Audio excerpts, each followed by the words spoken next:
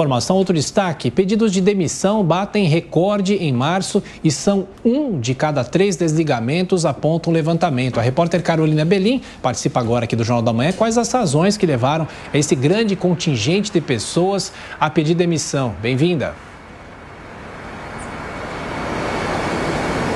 Obrigada, Berraiche. A gente tem alguns fatores aí, né? Claro que existe uma natural reestruturação do mercado de trabalho.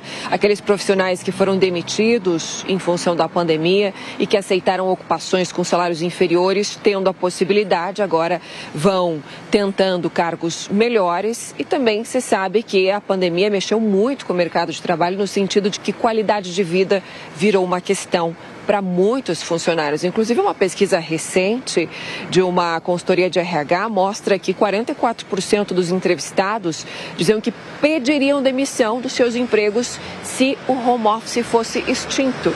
E 63% dizem que preferem o modelo híbrido, de forma que chegamos aí a esse mês de março com o maior número de demissões voluntárias que os trabalhadores pediram em um mês desde janeiro de 2020.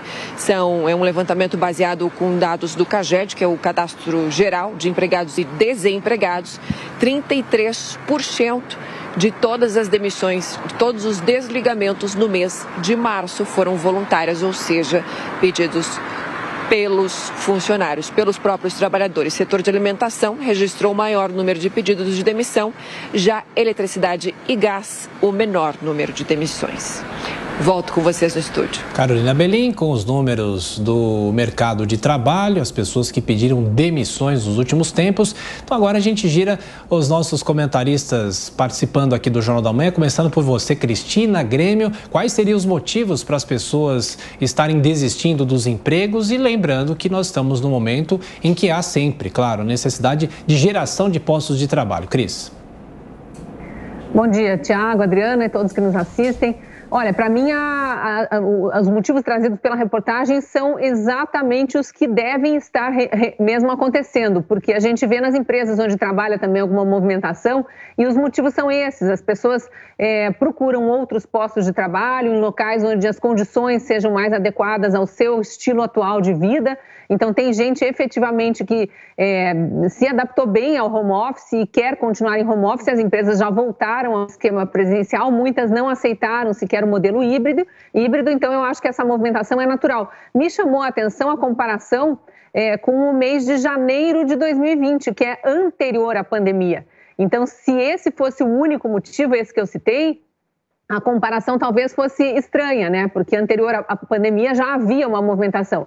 Eu tenho para mim que o motivo maior é a movimentação natural mesmo do mercado de trabalho, mas não deixa de ser uma luz no fim do túnel. Significa que o mercado de trabalho está se reaquecendo e permitindo às pessoas que estão empregadas essa movimentação, porque obviamente ninguém que está empregado do nada pede demissão para ficar desempregado.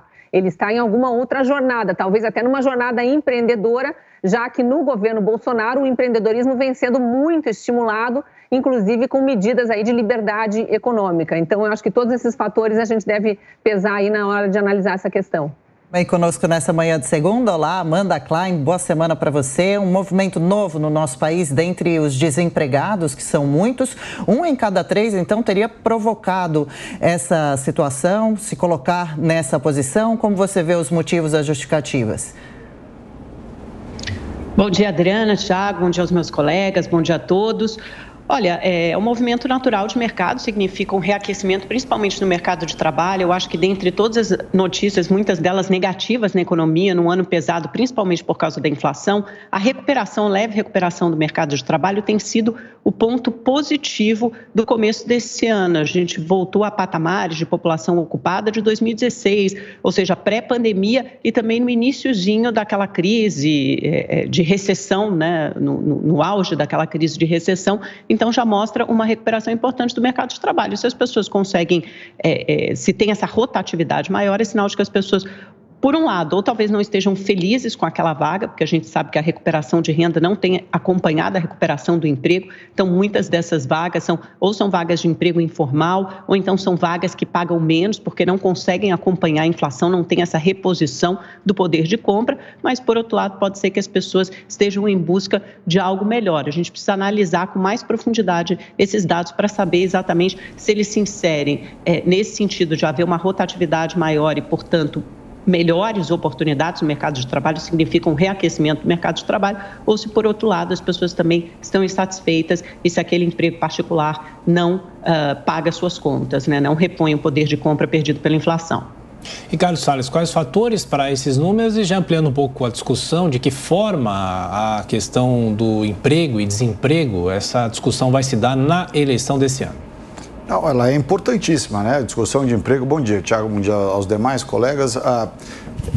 O tema do emprego é super importante. E justamente no tema emprego é que, aliás, é um dos temas onde fica mais clara a diferença de perspectiva de ambos os lados do espectro político hoje no Brasil. Do lado do presidente Bolsonaro, como bem colocado pela Cristina Grêmio, a lei de liberdade econômica, toda uma visão de facilitar as relações de trabalho e o envolvimento do trabalhador no mercado. Isto se dá de qual forma? Diminuindo o peso do Estado. Quanto mais ônus você coloca sobre a contratação, quanto mais multas, encargos, etc., mais você desestimula a contratação do funcionário. Portanto, é uma boa política liberal de desenvolvimento econômico, de geração de emprego e renda, desburocratizar regras. Do outro lado do espectro, nós vemos o que pensam os retrógrados, o pessoal que olha para o passado, que tem o mau exemplo da Argentina como paradigma, que é revogar a reforma trabalhista, recolocar encargos, como se isso fosse proteção do trabalhador. A melhor proteção para o trabalhador é o dinamismo no mercado de trabalho, porque você sai de um emprego hoje, muda para outro amanhã, como está sendo mostrado agora os dados aqui da nossa reportagem. Esta é a grande proteção do emprego, é o dinamismo, é a busca por vagas. A pessoa muda de emprego rapidamente, não tem medo de sair desse emprego porque sabe que tem outro. E para ter outro precisa ter oferta de vagas. Para ter oferta de vaga, o empregador tem que sentir que o empregado não é um ônus, em sim um ativo. Portanto, é importante ver do lado do presidente Bolsonaro uma visão liberal pró-mercado e pró-emprego e do lado dos retrógrados, dos atrasados, do lado dos sindicalistas que não se conformam com o fim do imposto sindical e querem voltar a mamar no dinheiro do trabalhador, essa visão meio argentina de como cuidar das relações de trabalho.